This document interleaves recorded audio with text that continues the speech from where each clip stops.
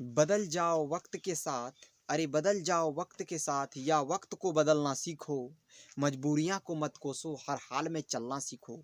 जय हिंद। आज हम लोग चर्चा करेंगे ऋग्वैदिक काल, उत्तर वैदिक काल और वैदिक काल।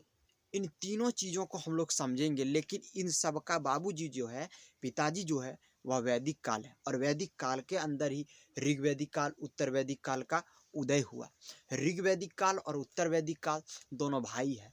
ये दोनों में बंटवारा कैसे हुआ और इन दोनों के अंदर क्या क्या चीज़ आए, उन सभी चीज़ों पे हम लोग चर्चा करेंगे। तो जो भी साथी भाई बहन अब तक एक सर स्टडी चैनल को सब्सक्राइब नहीं की, कृपया बेल आइकन दबाकर चैनल को सब्सक्राइब करें। फेसबुक पेज पे देख रहे हैं तो फेसबुक पेज को भी फॉलो करो। तो आज जो भाई भाई में बंटवारा होता है, तो क्यों होता है उसे भी जानेंगे। यदि वेदों में बंटवारा हो सकता है तो भाई भाई में क्यों नहीं बंटवारा हो सकता है। तो देखते हैं हम लोग इनके बंटवारे के बारे में। तो कह रहा है वैदिक काल को दो भागों में बांटा जाता है। बिल्कुल सही बात है। वैदिक काल को कितने भाग में बांटा जाता है? दो भागों में। ऋग वैदिक काल यानी कि पूर्व वैदिक काल और दूसरा उत्तर वैदिक काल। तो ऋग वैदिक काल का जो समय है वह 1500 ईसा पूर्व से 1000 ईसा पूर्व है। इसका समय कब है? 1500 ईसा पूर्व से 1000 ईसा पूर्व। और उत्तर वैदिक काल का समय जो है वह 1000 ईसा पूर्व से 600 ईसा पूर्व है। तो हम लोग देखते हैं कि ऋग्वैदिक काल का जो है इतिहास हम लोगों को ऋग्वेद से ज्ञात होता है। हम लोग ऋग्वैदिक काल को ऋग्वेद से जानते हैं। किससे जानते हैं? तो ऋग्वेद से। अगला पॉइंट बता रहा है कि ऐसे एक पॉइंट है जो आप लोगों को थोड़ा अटपटा टाइप का लगेंगे, लेकिन इसमें जो है ना बंटवारा हो रहा है चूंकि, तो सब चीज़ को लेना होता है। जैसे घर में यदि बंटवारा होता है तो सब चीज़ को, जितना पुराना चीज़ होता है, ठीक ना, उस सब चीज़ निकालना होता। उसी तरह जितना पुराना चीज़ इसमें भी है उस सब चीज़ को तो दर्शाना होगा। तो अभी बोल रहा है कि ऋग्वैदिक काल में लोहे का उल्लेख नहीं है। ऋग्वैदिक काल के ग्रंथों में लोहे का उल्लेख नहीं है। लेकिन दूसरा कह रहा है उत्तर वैदिक काल में के ग्रंथों में लोहे का उल्लेख मिलता है। ऋग्वैदिक काल में देखो लोहे का उल्लेख नहीं मिल रहा है, लेकिन उत्तर वैदिक काल में लोहे का उल्लेख मिल रहा है।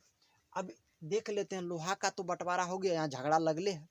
बड़का भाई का कहना है कि हमरा जब ग्रंथ चल रहा था, हमरा जब राजपाट चल रहा था, उस समय लोहा का उल्लेख नहीं था हमारा ग्रंथ में, लेकिन तुम्हारा ग्रंथ में हो गया। ऐसा क्यों? क्योंकि लैब डेवलप हुआ, ठीक ना।